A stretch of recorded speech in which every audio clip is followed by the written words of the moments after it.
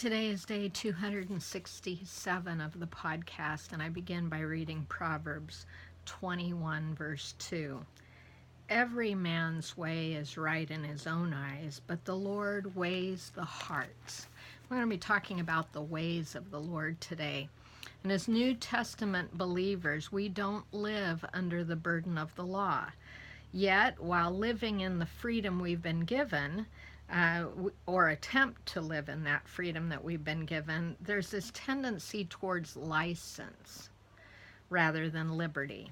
And so living in and from grace is a new way, it's a new pattern to learn.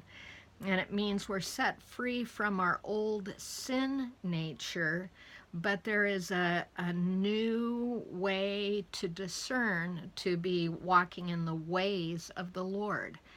And the ways of the Lord are discernible. So ever since the garden, the Lord has set before us always, and throughout all the scripture, there is a pattern of seeing that there are two ways set out for us. Two ways of living, two ways of choosing, two ways of walking. You're going to see this pattern from Genesis to Revelation. We always have a choice to make. We always have free will to exercise, but it has to be exercised. There were two trees in the garden. One of those trees was going to bring life, and one of those trees was going to bring death. There were two offerings made by those first sons, Cain and Abel. One was received, one required correction. There's two kinds of sons in the book of Proverbs, wise sons and foolish sons, and there's choices to be made. There's true prophets and false prophets. There's good kings and there's wicked kings. There's the obedient and there's the disobedient, and there's always that which is pleasing and that which is displeasing to the Lord, and we're called to learn those things that please Him. Jesus said this in Matthew 7:13 and 14, "Enter by the narrow gate, for the gate is wide and the way is broad that leads to destruction, and many are those who enter by it.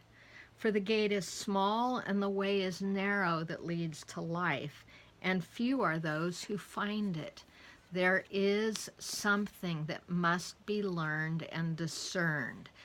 Jesus always extends a way linked with life and truth, always extends it to us, but you can't always discern that way with your natural senses. The only way that we're going to be able to discern the ways of the Lord is to live by His Spirit, walk by His Spirit, be led by His Spirit, so we might discern that narrow way that leads to life, that blessed way, that chosen way, that way of liberty. So today's question is, why do we tend to disconnect consequences from our daily opportunities and choices?